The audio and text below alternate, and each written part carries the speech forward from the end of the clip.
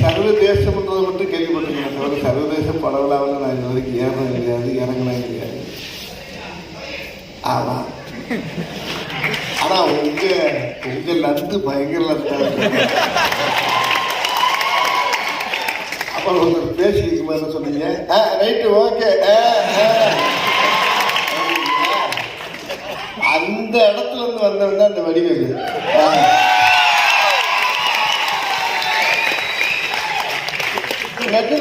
நீ சொல்றது லிமிட்டா பேசணும், அலாட்டா பேசணும். அப்படி லைட்டா கிளம்பி விருந்து டைலாக் ஒன்று பருத்தி பால் அதிகமா உண்டு. பழைய படமெல்லாம் பார்க்குறப்ப பார்த்தீங்கன்னா லவ்காஜமா அழுதுகிட்டே கிடக்கும்.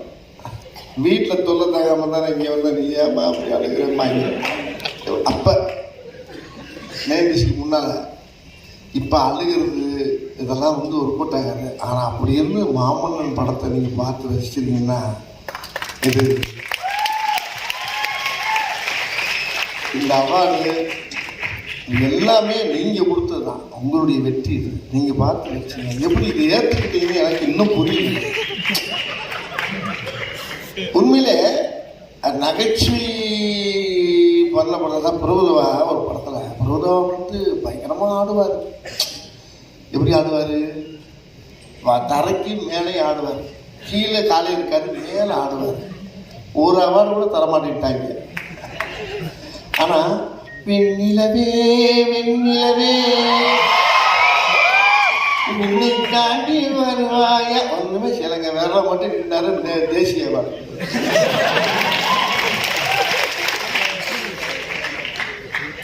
அது மாதிரி அழுக வச்சதுக்கு எனக்கு இன்னைக்கு அவார்டு கொடுத்துருக்கீங்க பார்த்தீங்களா? இதுதான் இயற்கையான என்னுடைய வாழ்க்கை. இது வந்து படம் அல்லது வாழ்வியல். இந்த வெற்றி வந்து என்னை விட பெரிய யாருக்கு போய் சேரணும்னா நீங்கள் தான் காரணம். அது வந்து மாரி செல்வராஜ் தான் செய்யணும். மாரி செல்வராஜ் எப்படின்னா நம்ம அண்ணன் வெற்றிமாறன் மாதிரி ரொம்ப ஒரு சின்ன சிந்தனை. இந்த வயசுலேயே வந்து அவருடைய அனுபவம் பார்த்தீங்கன்னா நம்ம பட்ட கஷ்டத்தைலாம் இருந்தாலும் சொல்கிறாரு. என்னென்ன பட்டம், என்னென்ன பாடுபட்டோம், என்னடா இருந்தாலும் கூட கண்ணு கொண்டு வர்றாரு அப்படின்னு பார்த்தா ஒவ்வொரு காட்சியும் பார்த்தா, ஆனால் அந்த காட்சிக்குள்ளே காமெடி நிறைய இருக்கு. அதை நான் படம் ரிலீஸ் ஆகி அவார்டு வாங்கிட்டு சொல்கிறேன் மாட்டேன்.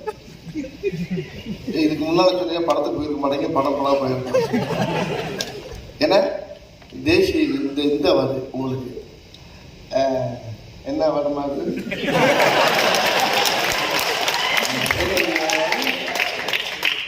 சென்னை சர்வதேச திரைப்படம். இது கூட தெரிஞ்சதான் கேட்டு சொல்லுவேன். இப்போ அதில் தான் மனப்பாடம் பண்ணிக்கிட்டு அது கூட வரணும்.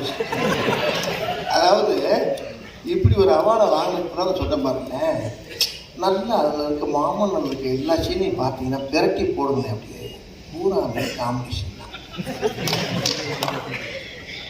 அது மாரி செல்வராஜ் அப்படி சொன்னார். அப்படியே திருப்பணியில காமெடி. காரில் போயிட்டு இருக்க நானும் உதயநிதி சார்.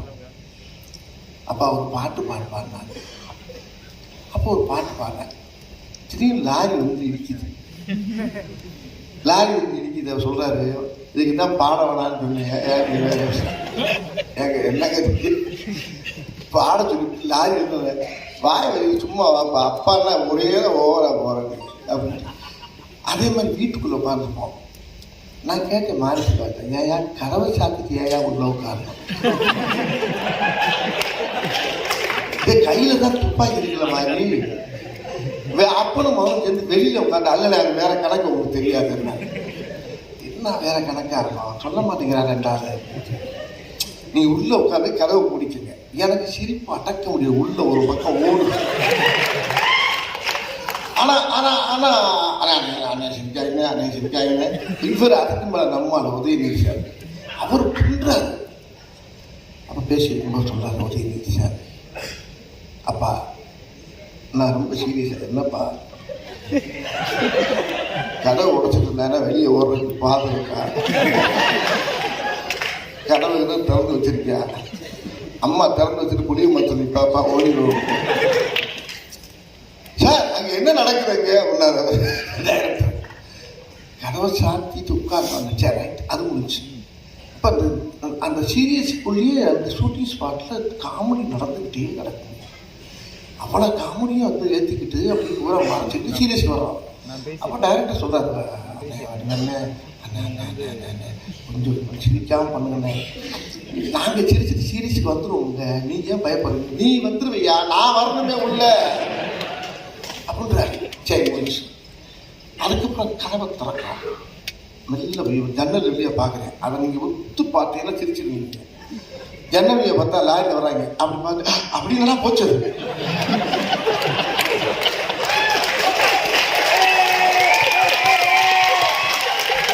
அந்த சீனு க்ளோஸ். லாரியாக வந்து இறங்குறாங்க. இவரும் பார்க்க நானும் பார்க்குறேன். பார்த்து ஃபர்ஸ்ட் டேக்கில்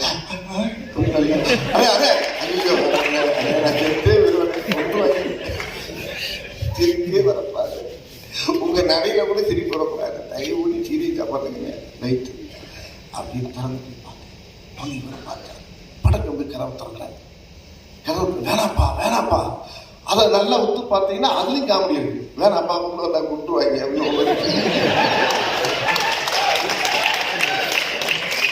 ஆக சீன் பை சீன் உள்ள காமெடி இருந்துட்டு இருக்கு.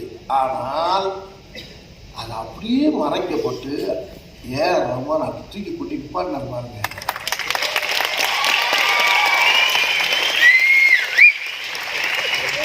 அந்த இடத்துல ஏன் ரமன் சார் உதயநிதி சார் நல்லா அந்த இடத்துல சரி அது முடிச்சாச்சு. கதவை திறக்கிறோம். திறந்தவொன்னே இந்த உதயநிதி சாருக்கு சேட்டை பார்த்தீங்கன்னா திறந்தவொன்னே என்ன ஒரே வெட்ட வெளியா இருக்கு,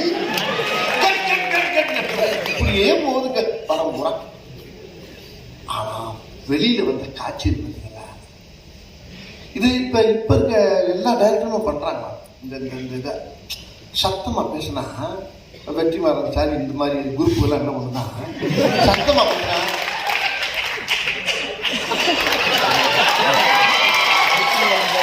நம்ம பாடி லாங்குவேஜ் தான் நம்ம சிங்கர் தான் உள்ள ஓடிக்கிட்டு இருக்கு. எல்லாம் எல்லா சுட்டி ஸ்பாட்ஸ்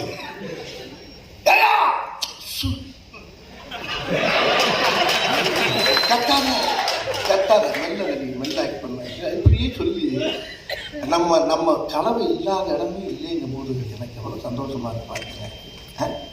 நீ நேரத்துக்கு போட்டிருக்காங்க என்ன அப்படி ஆற்றுல எல்லாம் சௌக்கியமா இருக்கோ அப்படின்னா போய் ஆற்றுல பூரா வெளில வச்சு நேற்று அதான் ட்ரெண்டிங்.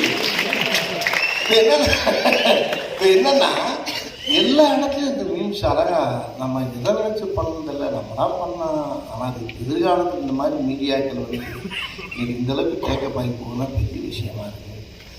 ரொம்ப மகிழ்ச்சியாக இருக்குது. இந்த மேடையில் வந்து இது வந்து பெரிய கற்றவர் சபையில் உனக்காக தனி இடமும் பெற வேண்டும், உன் கண்ணில் உருளில் நீர் வந்தாலும் இந்த உலகே அழ வேண்டும் பாடுறாங்க.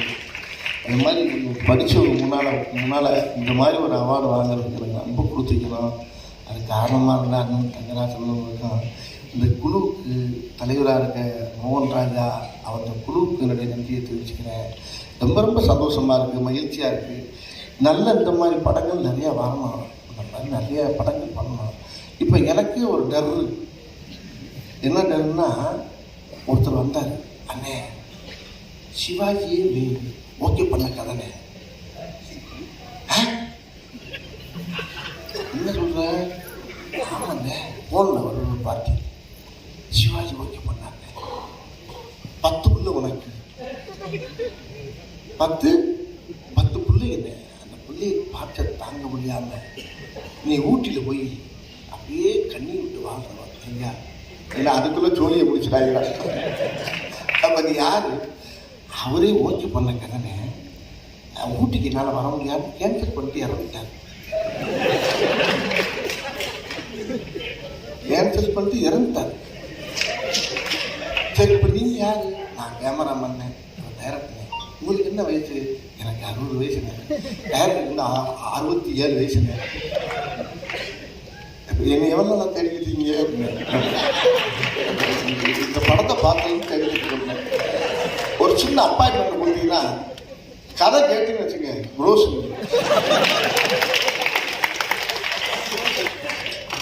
கொஞ்ச நேரம் பார்த்து நானா தனியா ரூம்ல உட்காந்து அழுதேன். ஆக நம்மளை முட்டி எங்கேயாச்சும் சேர்க்காம விட மாட்டாங்க.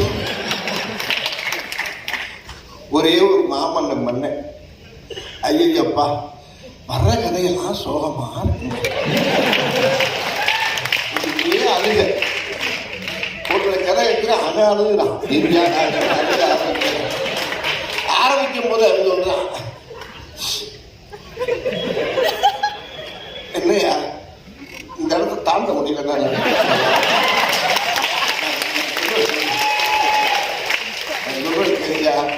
நீ நம்ம அழுகை நீ பாட்டு சீன சொல்லுங்க. இல்லைண்ணே கடக்க முடியல. நான் கடக்க முடியலன்னா விட்டு வெற்றி மேலச்சார் நீ தப்பா நினைக்க. இதெல்லாம் என் ஆபீஸ்ல இந்த கூத்து நடக்குது வாருங்க. ஐயோ ஏன் சொல்றீங்க? அதெல்லாம் இந்த மாதிரி நாங்கெல்லாம் வந்து எப்பவுமே வந்து நீங்க சொல்றதை சொல்லி சொல்லி சிரிச்சுக்கிட்டே இருப்போம். அதனால ஒரு தப்பா எடுத்துக்க மாட்டோம். என்ன வேணா சொல்லுங்க, சிரிச்சுக்கிட்டே இருக்கோம். இல்ல இது சிரிக்கிறதுக்காக சொல்லுறது. நகைச்சுவை கண்ணோட்டத்தோட எல்லாத்தையும் பார்க்கறதுனால எனக்கு ரொம்ப அப்புறம் முழு கதையை கேட்டா ஒரே வியட்நாமுடைய சிவாஜி மாதிரி கொண்டாட்டாங்க. இப்போ நான் சொன்னேன் கொஞ்சம் நாளாகட்டும், இன்னொரு 5 வருஷத்தை கடக்கட்டும், அதுக்கப்புறமா இந்த மாதிரி ஐட்டத்தை பூரா பார்ப்போம். அதுக்குள்ள குட்டி ஜோலியை முடிச்சு முடிகிறாங்கப்பா அப்படின்னு சொல்லி மாமன் உன்னை ஒரே நிமிஷம் ரொம்ப சோகமெல்லாம் வரும். நிறையா சிக்கிறாதீங்கன்னு டிரான்ஸ்ஃபார்ம்லாம் வரும். கையை ஒன்று விட்டுறாங்க. அது இன்னும் சிரிக்க வச்சுக்கோங்க, போய்க்கிங்க கடந்து வந்து பண்ணுங்க. ஆனால் அந்த மாமன் இந்த அளவுக்கு மக்கள் அப்படி சேர்ந்ததுக்கு எனக்கு பெரிய பெருமையாக இருக்குது. ரொம்ப சந்தோஷம். அதாவது டைரக்டர் அவருடைய வழியை சொல்லியிருந்தாரு. வேலையுடைய வழியை, மக்களுடைய வழியை, தாய் தப்பையோட எப்படி இருப்பாங்க வீட்டில் அப்படிங்கிற அந்த கதைக்கு இங்கே அவார்டு வாங்கினது வந்து எனக்கு ரொம்ப பெருமையாக இருக்குது. இந்த அவார்டு என்னுடைய அவார்டு இல்லை, டைரக்டருக்கு பெருமை சேர்த்த அவார்டு, உதயநிதி சாருக்கு, அந்த கம்பெனிக்கு உங்களுடைய அவார்டு. ரொம்ப சந்தோஷம். அவார்டு